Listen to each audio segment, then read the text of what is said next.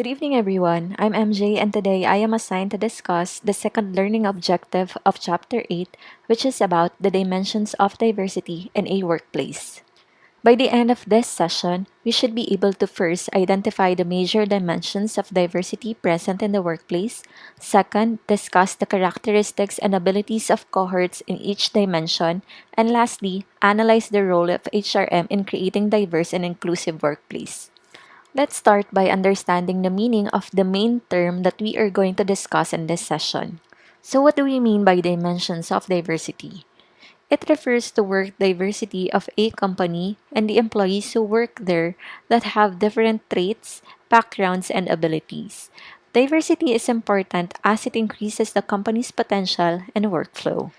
When hiring their next employees, companies should consider the whole person and what they can bring to their organization and not just their relevant qualifications and job experiences. Diversity in business is a hot topic right now. There are diversity awards and diversity surveys, and governments in many countries have implemented or strengthened diversity and equality legislation to ensure equal opportunity in the workplace. But why exactly should you promote diversity in your own business? To put it bluntly, what's in it for you?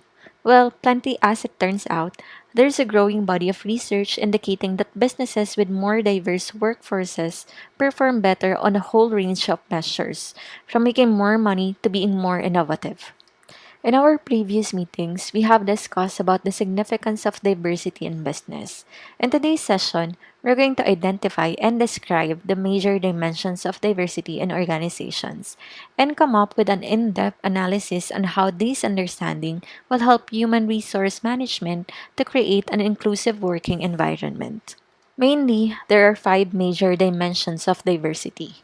First is internal dimensions. This is the intrinsic or inherent characteristics of a person, such as age, race and ethnicity, gender, sexual orientation, and ability and disability. The second one is external dimensions. These are the extrinsic values of a person, such as marital status, income, personal habits, recreational habits, religion, educational background, work experience, appearance, and geographical location. Third is organizational dimensions. It refers to the affiliations a person belongs to, such as union affiliation, work location, work content or field, seniority, division, department, unit or group, and management status. The fourth dimension is countries of operation, which refers to the qualities which affects an individual's way of life, such as economies, laws, values, social structure, business etiquette, languages, and political system. And lastly is personality dimension. This is the set of characteristics that influence a person's behavior such as character, emotions, temperament, personal values, patterns of thought, strengths, and weaknesses. In the interest of time, I am only going to discuss the most important dimensions under these major categories. Let's start with age, which is classified under the internal dimension. There's a lot of research on the varying characteristics of different generations, such as baby boomers, Generation X, millennials, and so on. While some of these categories can be oversimplifications, it's certainly true that people of different ages tend to think differently and have very different experiences. A key benefit of diversity is that employees with varying perspectives are better at things like innovation and decision making. Having people of different ages is a great way to achieve that. The younger employees can keep you up to date with the latest technology and see possibilities that people stuck in the 20th century models may not appreciate. On the other hand, older employees can draw on a much broader range of experiences, including their memories of all the times that the next big thing has come crashing down. Next on the line is race and ethnicity. Ethnicity is often used as a synonym or even a euphemism for race, but its actual definition is somewhat different. It places more emphasis on culture than biology. The way people identify themselves can be very complex, often encompassing multiple racial or ethnic categories. But why diversity in race and ethnicity matters?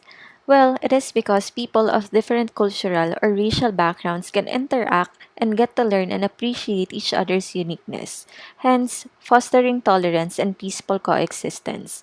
This peaceful coexistence allows each group to maintain its identity, giving rise to an organization free of discrimination and conflict. The next dimensions are gender and sexual orientation. But before we proceed to these topics, let us first understand the differences between them. Gender or gender identity is one's internal or psychological sense of oneself as a male or female, or both or neither. Basically, it answers the question, who I am.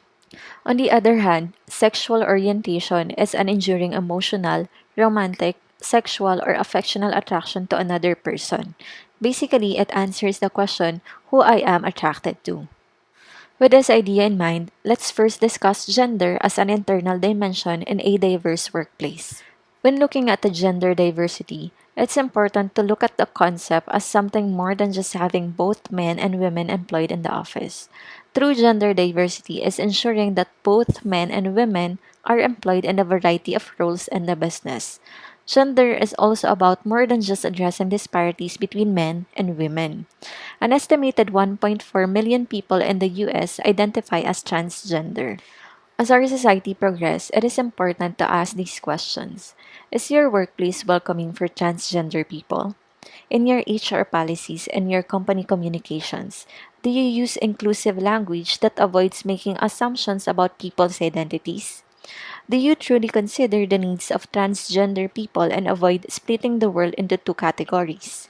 In a parallel point of view, why diversity in gender matters? Well, gender diversity in the workplace makes teams more successful because these diverse teams can better predict the wants and needs of a diverse customer base and find solutions to problems that otherwise might hinder a monogendered team. Pushing for better gender diversity almost always leads to teams that perform better and that come up with innovative solutions. Next is sexual orientation. As mentioned earlier, a person's sexual orientation refers to an individual's enduring physical, romantic, or emotional attraction to members of the same or opposite sex, including lesbian, gay, bisexual, and heterosexual straight orientations. Sexual orientation is an inherently personal matter, a matter of how you feel and whom you are attracted to. But what it could possibly have to do with business?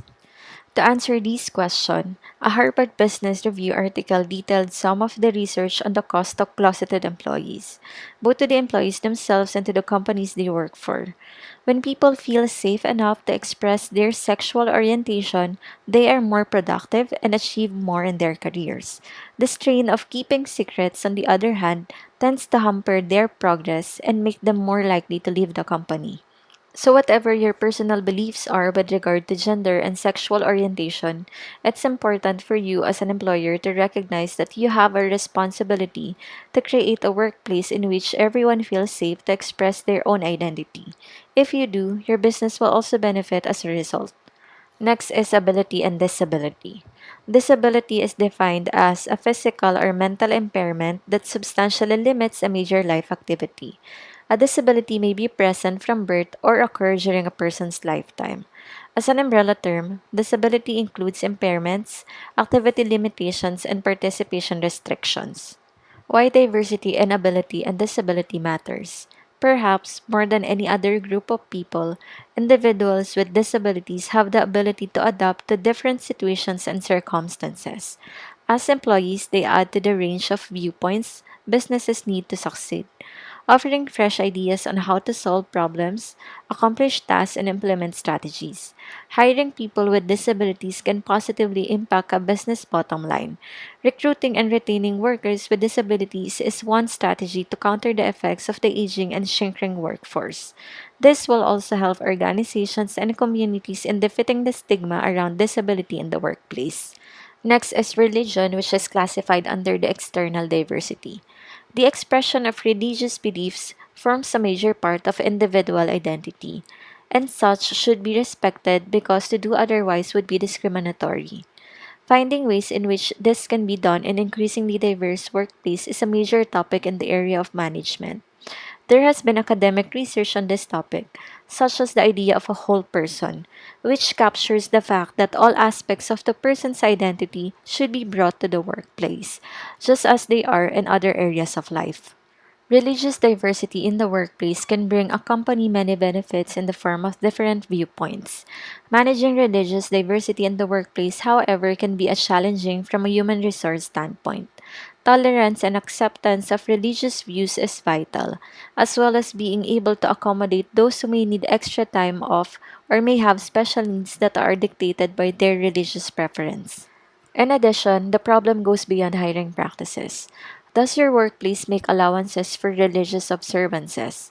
Is there a place where people can pray or meditate? And can they take time away from work without being penalized? Does your dress code allow people to wear items of clothing important to their faith? Do you take a strong stand on discrimination and harassment? These questions should serve as a guiding point for businesses to formulate company rules and regulations that consider one's spiritual and faith. Next is educational background. Education is not only important for jobs, it is important in general. It is based on education that we could understand the character of each person. Education qualification is required to get jobs.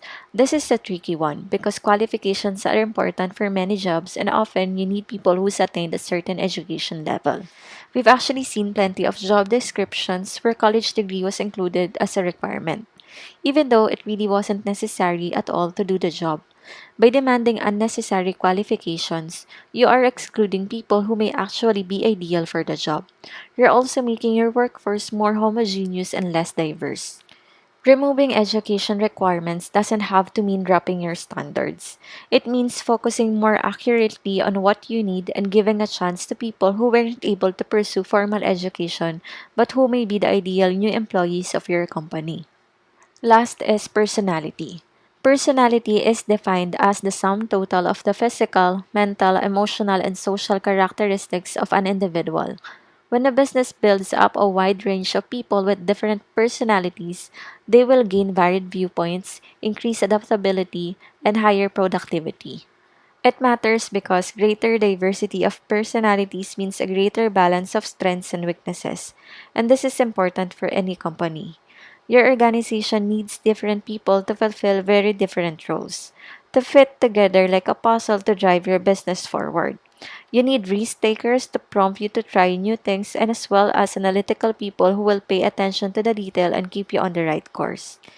Having a mix of personalities is also a challenge. It can lead to clashes and conflicts. But sometimes, out of those clashes, new ideas or insights can be formed.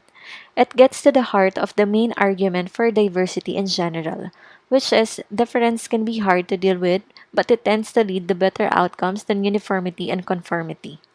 In conclusion, diversity and inclusion in the workplace cause all employees to feel accepted and valued.